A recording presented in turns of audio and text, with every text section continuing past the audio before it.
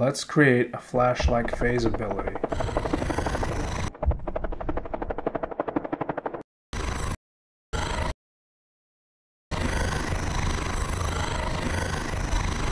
What we're gonna do today is to make the mesh look like it's phasing.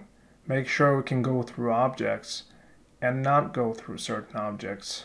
Begin by opening up your character blueprint and decide what input you want to use to activate the ability.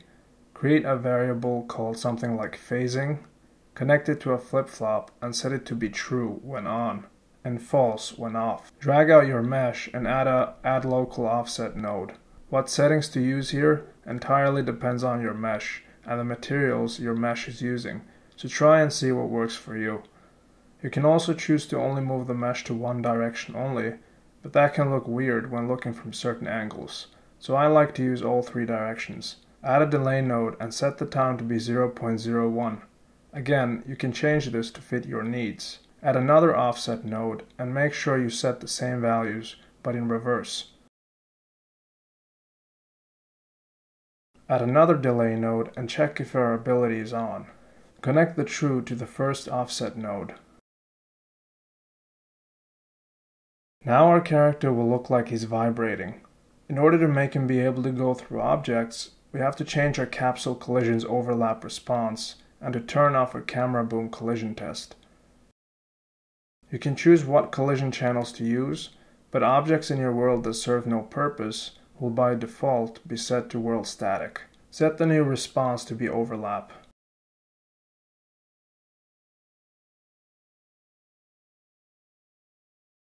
Now it works, but we will go through the floor. The floor object is also set to world static, so we must change it. I'll set it to be world dynamic, but again, feel free to use something else. Now we can go through objects, but our camera boom can't. That's why we must turn off the collision test. Set the settings to be their default when turning off the ability. You can also add a cool vibrating sound.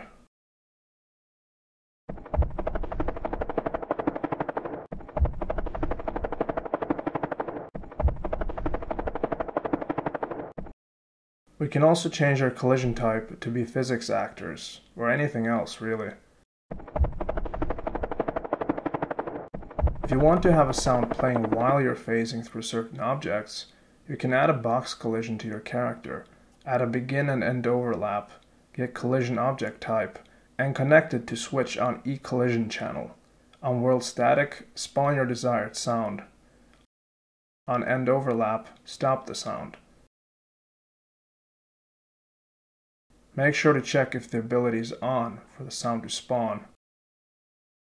Add an isValid node and connect it to the sound.